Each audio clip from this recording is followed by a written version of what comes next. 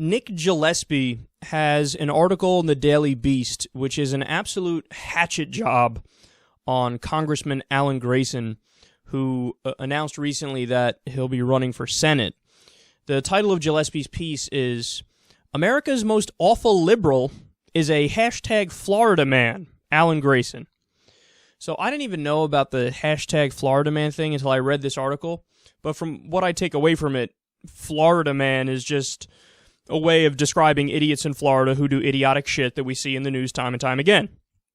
So right off the bat here, you're already being kind of unfair because you're comparing Alan Grayson, a pretty principled congressperson, regardless of what you think of his principles, to absolute crazy people in Florida that do insane shit, and I'll give you more on that here in a second. So I want to read you some parts of the article and break this down.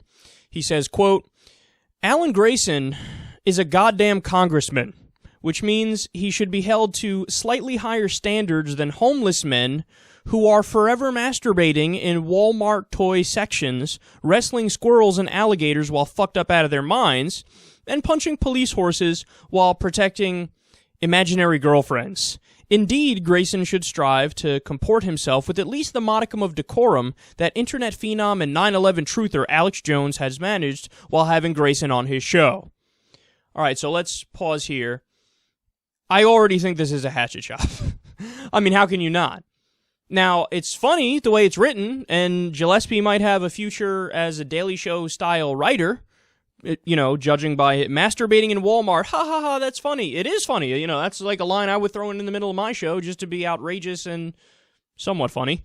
And it's good. It's funny. He's wrestling squirrels. He. That's good. But the problem is, again, you're talking about a congressperson who you may not agree with him, but he's certainly principled.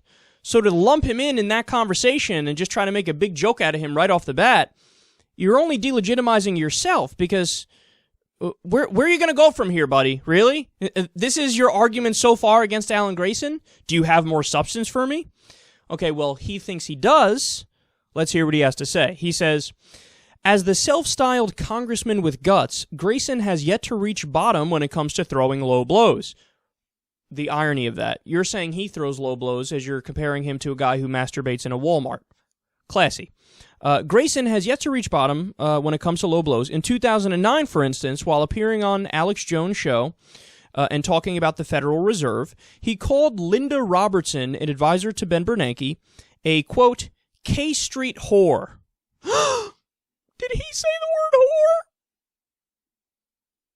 My better sensibilities have been offended. I can't believe he did that. Quote, here I am, he inveighed, the only member of Congress who actually worked as an economist, and this lobbyist, this K Street whore, is trying to teach me about economics. So that's what he said on Alex Jones' show. Perhaps Grayson was just nervous in his freshman year in Congress and trying to show off a bit too much. That same year, he turned in the performance for which he is probably still best known. His executive summary of the Republican health care plan alternative to Obamacare as, if you get sick, America, the Republican health care plan is die, and die quickly. He delivered that message complete with props from the floor of Congress. Okay, so again, let's pause here to reflect on what's been argued. Argument number one against Alan Grayson is he used the word whore. Okay. I'm immediately dismissing that argument because it's a toddler's argument. You used a bad word I don't like against a person I do like, so I'm angry at you. I'm going to write a mean article. Okay, but you want to address the substance of what he's saying? Maybe there is some there. He's not saying that this person is a literal whore. He's saying that this person is sold out to corporate America and to Wall Street, which is almost certainly absolutely correct. But I know you can't see through the language because it offends your Puritan sensibilities. So you can't see the substance there. You can't see the there because you're focused like a toddler on the surface level. So that I already dismiss. And then the second thing is you're using one of Grayson's most famous moments here as reason to dislike him. Now, the way this is perceived in establishment media circles is, oh, this guy is so mean, this guy is an asshole, this guy has offended us, I cannot believe he said something true about Republicans. No, see, that is the way it works in the mainstream media. If you breach decorum, if you don't refer to people on the other side of the aisle as, my good friend from Wisconsin or whatever, then, you're the bad guy, regardless of the truth value of what you are saying. Now, let's dive into the truth value of what he said. There's a Harvard study that came out recently which found that 17,000 deaths will occur due to red states not expanding Medicaid, also known as red states not accepting Obamacare. So what is the Republican alternative to Obamacare? Nothing. Bupkis. Zip. Zilch. Zero. Nada. Nothing. Absolutely nothing. So if their alternative is nothing, and it's to reject Obamacare and reject the Medicaid expansion, and 17,000 people die as a result of that, and we know because we have the evidence, we have the data, we know it's preventable, we know it's going to happen, and they still say no, then guess what, Nick Gillespie? The Republican plan really is, if you get sick, die. Die quickly. Now, I know that hurts your feelings so much. It's just, you get so angry when you hear that. It's too fucking bad that it's true. Okay, I don't give a goddamn about your feelings. Your feelings are irrelevant. Your feelings do not weigh into the truth value of the claim that was made. So far you've been dead wrong. Let's see if you have any substance here. He continues and says, in a tough 2010 re-election campaign, Grayson ran ads calling his Republican opponent, Daniel Webster, a draft dodger, and more improbably, Taliban Dan, in a nod to Webster's social conservatism. Factually incorrect and overflowing with duplicitous editing, the commercials are pitch-perfect parodies of negative ads and are widely believed to have helped cost Grayson the election. So, for everybody who doesn't know, Grayson lost an election and then he came back in the next election after redistricting and he won by a landslide. Now, to the substance of that claim. Is that true or false? On this point, it's actually true. The Young Turks did a great segment on this at the time where they showed Grayson's clip of his opponent and his attack ad, and then they showed the full statement of Grayson's opponent from the speech that he was giving, where they clipped out a little segment of it. And it is true that Grayson's campaign took everything out of context, and they went over the top in the attack, and it was an unfair attack, for sure.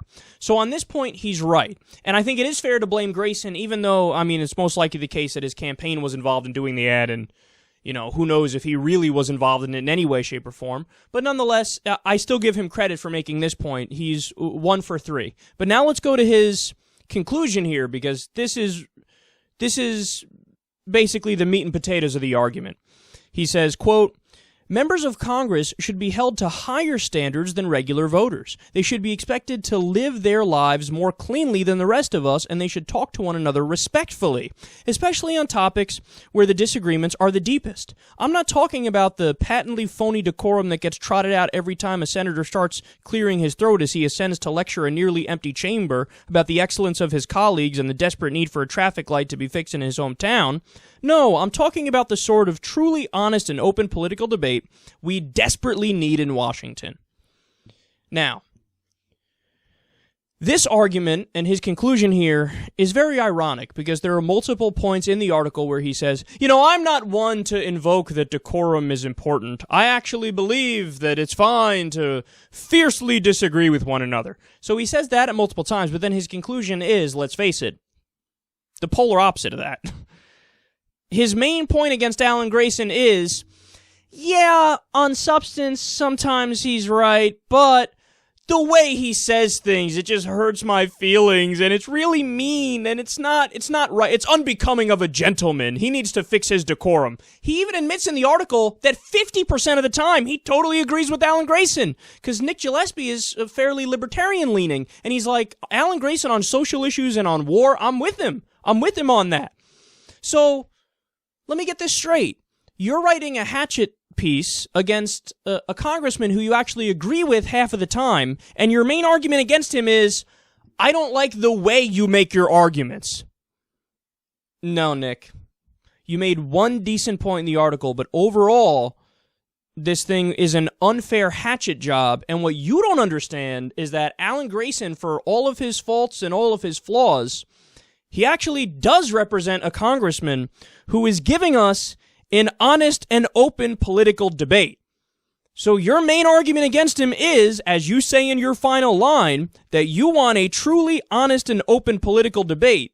And you think Alan Grayson doesn't represent that, when in reality, if you look at the totality of Alan Grayson's work, that's exactly what he represents.